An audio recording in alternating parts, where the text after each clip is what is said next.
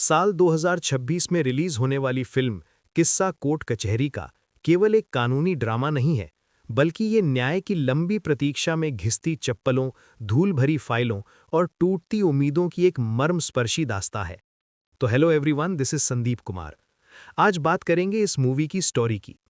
दोस्तों, फिल्म की शुरुआत मेरठ की उन तंग गलियों और कचहरी के उस पुराने गलियारे से होती है, जहां हवा में कागज की महक और अनगिनत फरियादियों की सिसकियां घुली हुई हैं।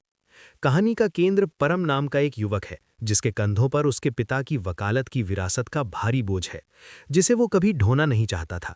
परम के पिता हरीश माथुर शहर के एक अनुभवी और उसूलों वाले वकील हैं, जिनके लिए कानून सिर्फ पेशा नहीं बल्कि इबादत है। दोस्तों, परम के मन में वकालत को लेकर गहरा असंतोष होता है।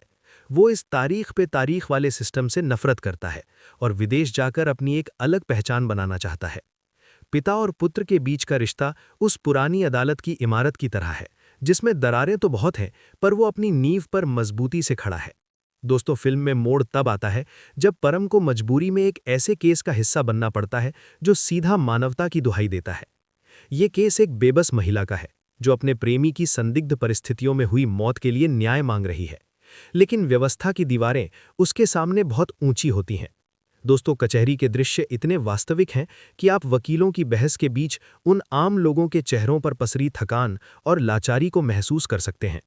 और ब्रिजेंद्र काला ने एक ऐसे क्लर्क/वकील की भूमिका निभाई है, जो सिस्टम की कड़वी सच्चाइयों को हल्के-फुल्के अंदाज में लेकिन गहरी चोट करते हुए बयां करता है। दोस्तों, परम जैसे जैसे केस की गहराई में उतरता है, उसे समझ आता है कि अदालत केवल कानून की किताबों से नहीं, बल्कि इंसानी भावनाओं और षड्यंत्रों से चलती है। फिल्म का एक हिस्सा परम और उसके पिता के बीच के वैचारिक युद्ध को दर्शाता है, जहां एक तरफ अनुभव की गरिमा है और दूसरी तरफ आधुनिक न्याय की छटपटाहट। लेकिन दोस्तों, एक दृश्य में जब परम हार मानकर सब कुछ छोड़ना चाहता है, तब उसके पिता उसे बताते हैं कि एक वकील का काला कोट सिर्फ एक पोशाक नहीं, बल्कि हारते हुए इंसान की आखिरी उम्मीद है। इसके अलावा दोस्तों, फिल्म ये भी दिखाती है कि कैसे सालों साल चलने वाले केस एक हंसते खेलते परिवार को मानसिक और आर्थिक रूप से खोखला कर देते हैं। मेरठ की वास्तविक लोकेशंस पर शूटिंग होने के कारण फिल्म का हर फ्रेम उस शहर की मिट्टी और वहां के लोगों के संघर्ष की गवाही देता है।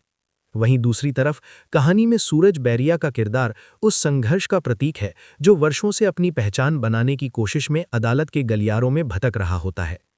दोस्तों, फिल्म का मध्यांतर एक ऐसे खुलासे पर होता है जहां न्याय की उम्मीद धुंधली पड़ने लगती है और ताकतवर पक्ष हावी हो जाता है।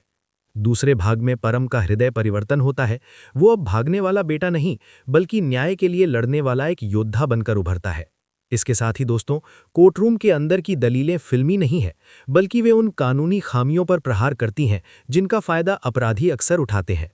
इसके अलावा फिल्म का बैकग्राउंड म्यूजिक प्रवेश मल्लिक द्वारा दिया गया है, जो हर भावनात्मक सीन में दर्शकों की आंखों में नमी लाने का दम रखता है। दोस्तों, किस्सा कोर्ट कचहरी का ये सवाल उठाती है कि क्या फैसला सुना देना ही न्याय है, या न्याय वो है जो पीड़ित के घावों पर मरहम लगा सके।